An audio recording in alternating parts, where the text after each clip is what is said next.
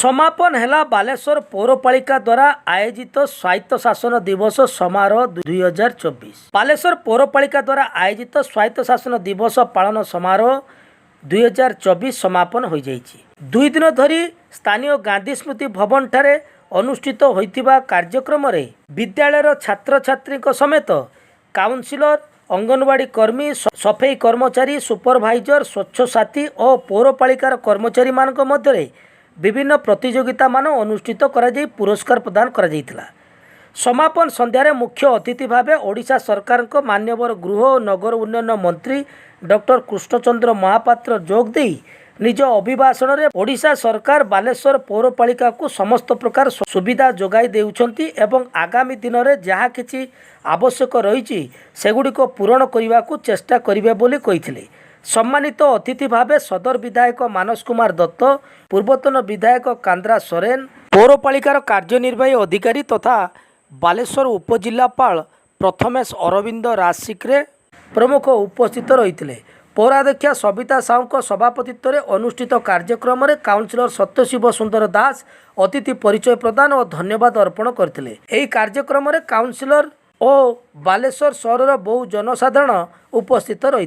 स्वायत्त शासन दिवस ओडिशा प्रदेश रे प्रथम थर काली आमे राज्य स्तर रे पालन करछु। आपण माने मध्ये जानिथिबे आकु बालेश्वर रे मध्ये उपस्थित थिले थाई माननीय मुख्यमंत्री काली तांकर गृह विभाग थिला तापरे मध्ये आम रिक्वेस्ट से निजे आसिले एवं तांको कर कमलरू आमे बहुत योजना जोड़ा थिला किछि शिलान्यास करैलु आउ किछि इनॉग्रेशन मध्ये करैलु 1100 कोटी टंकार ओढी एवं प्रथम थर करी म्युनिसिपालिटी एडमिनिस्ट्रेशन सर्विस रे 27 जन को नियुक्ति पत्र मध्ये काली दिया गला एवं आपनकर मध्ये एठी जने असिस्टेंट भाव रे आसी जॉइन करथिबे। आशा बहुत किछि करिवा किंतु समय बहुत अल्प दिन होइछि। दीर्घ दिन व्यवस्था जहाँ थिला आपण माने अनुभव करिसंती ए अल्प दिन भितरे बहुत किछि करिवार आशा रखी के आमे चालुछु किंतु ए अल्प दिन आशा भितरे निश्चित भाव जो आशा आमे रखिछु ता पूर्ण हो एथि पे आमे भाबुछु काहे ना वर्तमान डबल इंजिन रो सरकार अछि तेरो आमे डबल स्पीड रे काम करिवार मानसिकता नैछु। मु आसी जेतेबेले एठी पहुंचिली प्रथमे किछि काउंसिलर भाई माने आ किछि भाई माने मते अभियोग कले जे पानी एठी हलदिया गोलिया पानी आसुछि ये बड़ दुखदायक कथा। आम सरकार प्रथम प्रायोरिटी स्वच्छ जल केमती आम समस्त को जोगैबा, समस्ते हेल्दी परिस्थिति रे केमती रहिबे तेणु स्वच्छ पानी जोगैबा आम सरकार प्रथम प्रायोरिटी।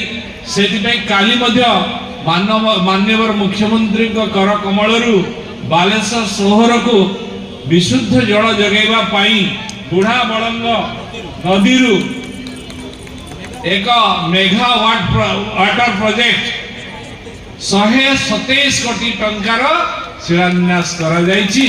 जो पानी आसीबो ट्रीटमेंट प्लांट हेबो एवं समस्त को स्वच्छ जल घरे घरे टेप जगे 24 घंटा जगै दिया जिवो।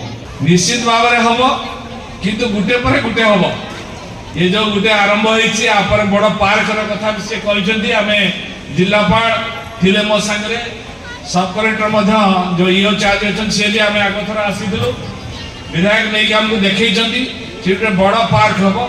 ओडिसा रो सर्व पुरातन म्युनिसिपालिटी किंतु मु केवल गोटिए कथा गतकाली अनुरोध करथिली आज भी से कथा को कहूची बालेश्वर पौरपालिका को जदि सर्वश्रेष्ठ पौरपालिका करिवार अछि भारत वर्ष रे इंदोर जो भलिया ना करिछि ओडिसा रे बालेश्वर सेही भलिया ना करू सेति पई हम समस्तकर प्रयास रा आवश्यकता अछि। मु पुणी थरे दोहराउछि मो कथा को कि आमे समस्ते बालेश्वर को स्वच्छ बालेश्वर करबा पई सफाई रे 1 नंबर जिला भाव रे 1 नंबर म्युनिसिपालिटी भाव रे करबा पई हम समस्त को संकल्प नवा को पड़िबो। विशेष भाव रे दीर्घ 30-40 वर्ष रे जा हेई नै मु आपन को निर्भर आश्वस्ति करूची ये 5 वर्ष भितर ताहा निश्चित हब। एटा हम समस्त तार मुख्य साक्षी रहिबा।